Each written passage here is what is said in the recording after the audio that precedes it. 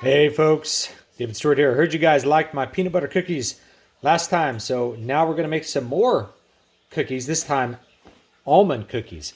Here's what you need to make the almond cookies. You need the really secret ingredient, almond butter. People ignore this, but this is what's going to make these cookies really good, is the almond butter. This is just Costco smooth almond butter. You're going to need that, and you're going to need some almond flour. So we're going to double up on the almond flavor. You don't need amaretto or almond extract. You can add that if you want to, but there's going to be plenty of almond flavor from this and that. This is going to replace most, if not all, of your flour, depending on the consistency that you want the cookies. So that's the secret ingredient. Liquid egg whites. You can use a whole egg or you can use liquid egg whites. I'm using liquid egg whites because there is a ton of fat in the almond butter and the flour, plus the butter that we're going to use. So I just don't want to add even more fat with the eggs. There's going to be plenty of fat otherwise. You're going to use cinnamon. You can put as much as you want. I'm going to use, I think, a teaspoon of cinnamon. This gives it a really great cinnamon almond flavor. If you use a lot of this, it's going to have like kind of a spicy flavor to it. Just depends what you want. I like it a little bit more mild, so I think I'll use 1 teaspoon of that. You're going to need baking powder. I think you're going to use about a half a teaspoon of that. And baking soda, you're going to use half a teaspoon of that. You're going to need sugar and molasses, or you can do brown sugar. So it'll be half a cup of white sugar, half a cup of brown sugar, or 1 cup of white sugar and 1 tablespoon of molasses. And that will make what you need to make. So let's go ahead and get to mixing. Okay, first step, once you have your ingredients, is you're going to mix the butter and the sugar together. So if your butter is not soft, you can leave it out on the counter for, a morning or a couple hours and it'll get plenty soft. If you're pulling it straight out of the fridge, you can just put it in the microwave for like 10 or 15 seconds and it'll get plenty soft for what we're doing here. So I like to actually beat this sugar a little bit on its own, or beat the butter a little bit on its own, and then we'll get out our sugar here, 1 cup. 1 cup of sugar. There we go. There's a nice cup of white sugar. And then we're going to add a tablespoon of molasses. You can speed that up a little bit. The things get kind of creamed together.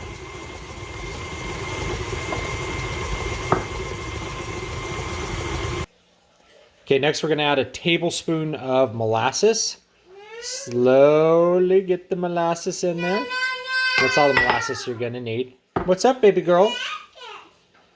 It's scary. Mixer's a little scary. I'm sorry. And then we'll mix it together.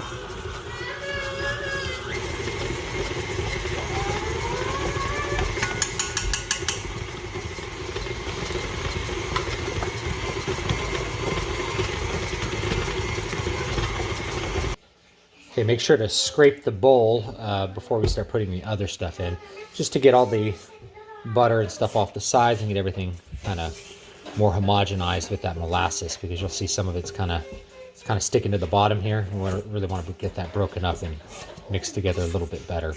Should have kind of a doughy texture almost already from the molasses. All right, next thing to add is the liquid egg whites, or 1 egg.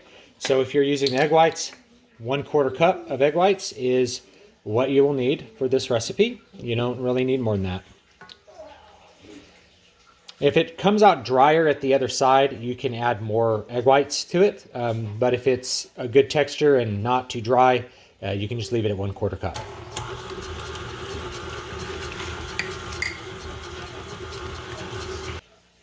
Okay, next is the almond butter, but you're probably going to have to stir that up just like natural peanut butter. So I'm going to stir this up. We're going to use half a cup of this.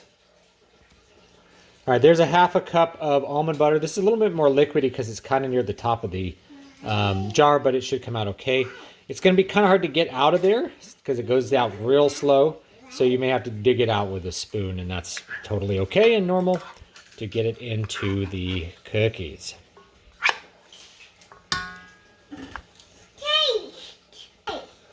Baby girl wants to taste. You want to taste the almond? You want to taste the almond butter, huh? Yeah. Yes, you do? Okay. Well, let me get you some on a spoon, and then you can taste the yummy almond butter. I might put just a little bit extra in there because I can't get it all out. Okay, babe, here. You want to taste? No. All right, next we have a cup of almond flour. And this is just like Costco, Kirkland Signature almond flour. It's actually made right here in town where I live. So there you go. Local almond flour from Costco. All the almonds are grown where I live. So I just know that, okay? We're going to add a half a teaspoon of baking powder. And a half a teaspoon of baking soda. This stuff over here. And we're going to sift that together. If you want, you can add an extra quarter cup of a regular flour of your choice. I'm going to use gluten-free all-purpose flour because this is for my wife who can't have flour. Whoa. We're also going to add to this 1 teaspoon of cinnamon. This little goes a long way, so you could even do half a teaspoon and you'll have plenty of cinnamon flavor, okay? And I'm going to do a whole teaspoon so that it's got a good, strong cinnamon flavor to it. I'm going to add to it that quarter cup of regular flour. This is actually not regular flour, but gluten-free flour. This is the kind I like because it doesn't have xanthan gum in it. Too much xanthan gum can upset your stomach. You okay, Roan? What's up? Okay, I like to sift it, so I just use a pretty standard sifter here. Sift it all together before we put it into the batter. And this is the last thing we have to add.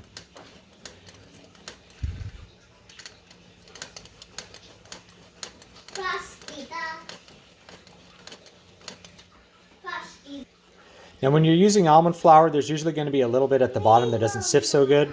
That's okay, you can just put it right in. It's a little rougher texture because you can't grind almonds quite as fine as you actually grind a real grain. Okay, we'll just turn that on and pour it in a little bit at a time. That really kind of cake battery thick texture should dry up quite a bit as we put in the flour mixture.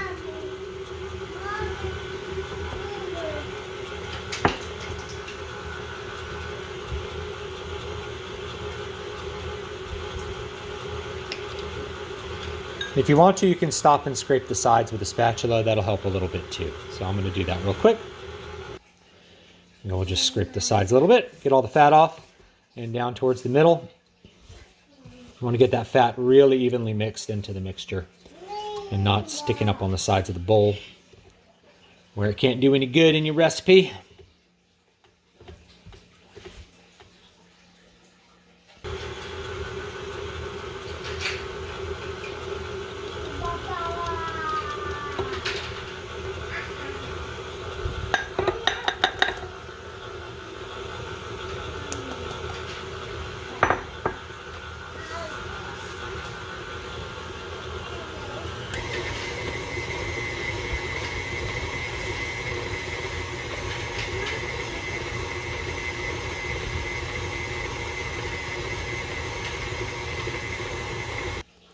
Still a little bit wetter texture than I want, but I'm going to take this opportunity to add a little bit of vanilla to it. I feel like vanilla and almond cinnamon, they really go well together. So add a little vanilla extract and we'll mix that up. And then we're going to add another quarter cup of flour to dry it out a little bit. You can add really as much flour as you need to get the texture that you want. All right, so this is definitely more like the texture that we want right here. It's a lot thicker. It's a lot more like, it's not quite like Play-Doh, but it's definitely firmer to the touch, which is what we want. We're going to mix it just a little bit more and then we'll be done.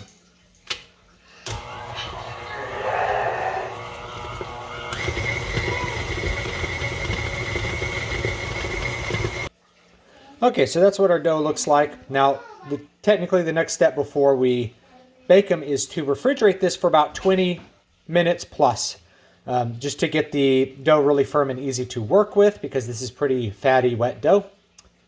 You can do this either in the bowl or you can put it in some saran wrap or something. And you can actually just keep it in the fridge till you're ready to bake it. I'm just going to put it in the bowl because I'm going to bake this this afternoon. I forgot the crucial extra step of tasting the dough. You want to taste it, bud? There you go. What do you think? I'm gonna taste it too. Tastes pretty good. All right, now it's time to put the refrigerated dough on a cookie sheet, put it in the oven at 325. Really simple. We're just gonna grab some dough. I like to use a spoon and make a ball out of it, just like, I don't know, like a peanut butter cookie or something like that. Pretty healthy sized ball. That's a nice big one. Put it on there, and all you have to do is take that spoon and smush it. Okay, you want that divot in the middle. That's gonna make the cookie bake out a lot more flat than if you don't have that. Otherwise, it'll be a little bit puffier and just not quite as good. So just kind of smush it with the spoon. That's all you have to do. All right, here we go. 12 very grandiose almond cookies. You know it's going to be really good because your hands are going to be very oily and greasy at the end of it. So we're going to bake those at 325 for about 15 to 20 minutes, and they should be good to go. And in they go. Yummy, yummy. All right, so here they are, all cooked up. Very, very large. Here is a quarter by comparison. They are big. They are huge, Dad. Yeah. Got to let them firm up a little bit, and then we'll eat one, okay?